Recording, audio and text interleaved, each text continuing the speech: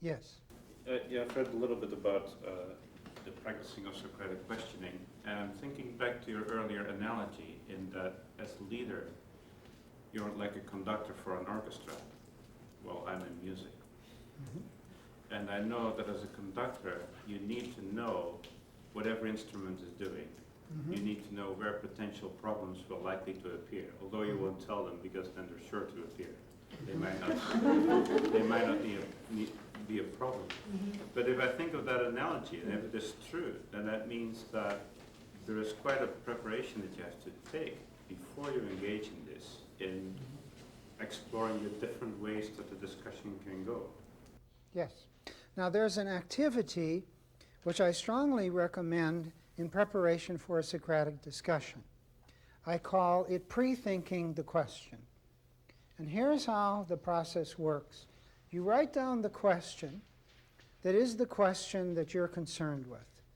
And then you ask yourself, if I were going to answer this question in a responsible way, what other question should I answer first?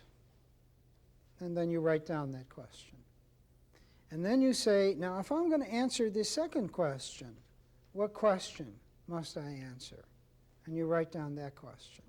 Then you say, if I were to answer that question responsibly, what question should I answer? And you make yourself a list of questions.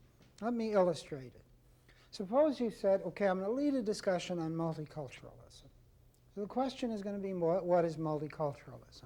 Well, what question do I need to answer before I answer the question, what is multiculturalism?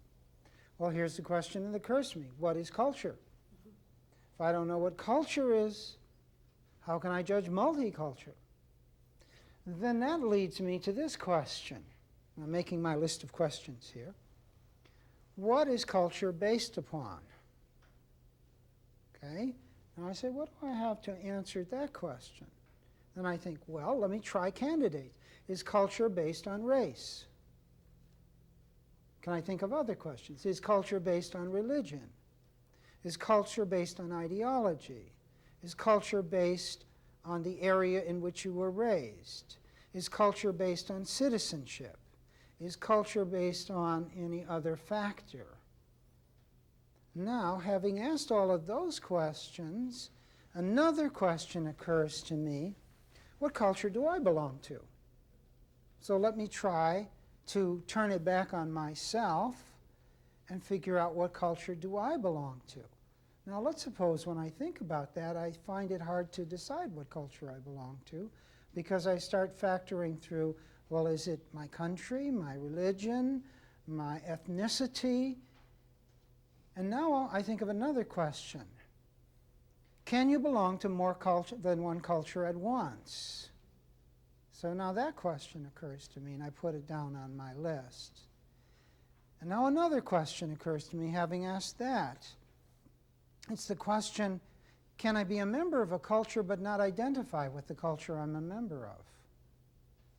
Could I hate the culture I'm a member of? Let me take it even further than that. Could I disown the culture that I'm a member of? Now that leads me to think of another question, and here's the question. Is everything about a culture good? Could there be bad features of a culture as well as good features of a culture? Or am I going to use the word culture so that it's positive, like the achievements and the greatness of a particular tradition? Or does it include the downside as well? Then as a member of a culture, now my next question is, do we need to critique the culture we're a member of as well as identify with it, if we're to identify with it? And I haven't even decided that yet. Do you see? Now I have a long list of questions. There are questions that have helped me to think in advance about the question. Now I go into the class and I say, what is multiculturalism? You see? But in the back of my mind are all these questions there. And at the appropriate time, I bring them in if they're relevant. If they're not relevant, I don't. But if they are relevant, I do. This is what I view as a kind of prior exploration of the intellectual terrain. That is, questions are connected with other questions. Now, my list of questions, there was nothing magical to it, and there was no necessary question on the list.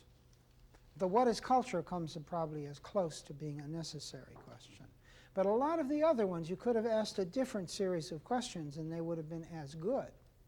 But they would have prepared you for going into the class and leading such a discussion. So I think one of the things that we need to do is do some prior thinking before we go into class when leading a Socratic discussion, until we reach the point of being so familiar with the terrain, or maybe we are so familiar we can simply go in and, as it were, wing it. But of course we're not winging it because we know the terrain well. Yes? What about preparation on the part of the student? So you get some time efficiency, you get the breadth and depth without. Yes, you can have Socratic discussion after they read a chapter. So you can assign a chapter and then lead a Socratic discussion on the key question in the chapter. Now they have all the data of the chapter to bring to bear upon it. And you can then obviously get into accuracy. Well, is that an accurate statement given what was said in chapter 1? And are you disagreeing, or did you just inadvertently misrepresent? You see, then accuracy would come in very clearly in that context. So yes, sometimes you bring in prior data. The students are exposed to the data. They watch a film, they read a movie, they have graphs and charts given to them, and then you lead a Socratic discussion. So sometimes it's before data, sometimes it's after data, but it always plays the same role. Disciplines thinking about the subject. Yes? When, in this discussion, all the questions were brought by you and answered by someone. Is that the best way that you found? That is Socratic. That is what Socratic What I'm discussion is getting at about. is that maybe even relevant to the breadth and depth, because the role playing to me was one of those powerful ideas, because it kept us from, it put a controlling discipline to the discussion, so that it wasn't likely that we were going to start, one person was going to start off on a story about something that happened to them, or give an example before a question or something, so that it would, this wasn't going to happen with this, which is what has happened in my classes. So I find that I lose control of the, and I say that. All right, now having done this, having gotten a good Socratic discussion, you can then divide the students into groups, and you can have them lead a discussion. One person is going to be discussion leader. The other person is going to be the monitor to make sure that people don't jump in, or to be the observer of the discussion, and is going to note the points that are made in the discussion, or whatever you please.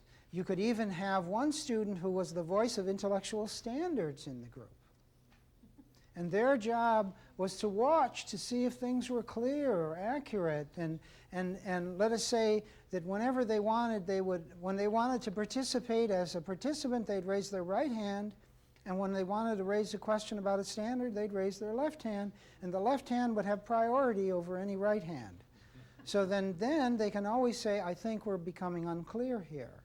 Do you see? Then that could be a role that a student plays. Or you could have another student play the role of the elements of thought. Or you could have a variety. You're going to watch for data. You're going to watch for implications. You're going to watch for assumptions. And then we're going to get you in a group of 8, and we're all going to participate in the discussion, but you're each going to have a second role to play. There are all kinds of things that can be done with this, all kinds of variations and follow-up. This is sort of the starting point, the launching pad, the global Socratic discussion. I want to make sure I understand the implications of these standards. I realize that they could be used to lead a discussion such as this, but is this part of the common vocabulary that you alluded to yesterday morning, Yes. that we should take back to our colleagues? Exactly. And this should be used in our feedback to our students' writing and to our peers with peer feedback, Sure. and to our students. Sure. So you see, imagine this. Suppose we said, I've taught my students well. They've learned the subject well with only this one problem. When they think, They think unclearly, imprecisely, inaccurately, irrelevantly, superficially, and narrow-mindedly. And by the way, they're also illogical. But other than that, they think very well. Do you see, as soon as they're expressed, you see these are essentials. These are not icing on some cake. This is the cake. This is the basic bottom line of good thinking, intellectual standards. And notice they are not conservative, they are not liberal, they are not Christian, they are not Buddhist. They belong to no ideology. No ideology possesses them, but all thought is evaluated through them. Yes? All right, on that point, how do you respond to the Zen Buddhist kind of... See, if you're going to think in a Zen paradigm, you're going to get this yin-yang, opposites are not contradictions, and all this other kind of stuff. And so I'm wondering, how do you approach a person when you're dealing with in sort of a rationalistic paradigm of... Every discussion is not a philosophical discussion. I would remind the person that I have not raised a philosophical question. In other words, we can discuss philosophy when the question is philosophical, but we cannot discuss every question from a philosophical vantage point, especially if the questioner or the contributor is taking a metaphysical standpoint, because those questions never end. The discussion goes on for centuries, and we don't have time. Okay, now, so let me put a cap on this. The dimension of questioning we were concerned with in this demonstration was questioning focused on intellectual standards. We have assumed there are intellectual standards, universal intellectual standards, that should be a part of every class. Socratic discussion needs to emphasize not only the elements of thought, but also the standards of thought. Thank you very much for your hard work.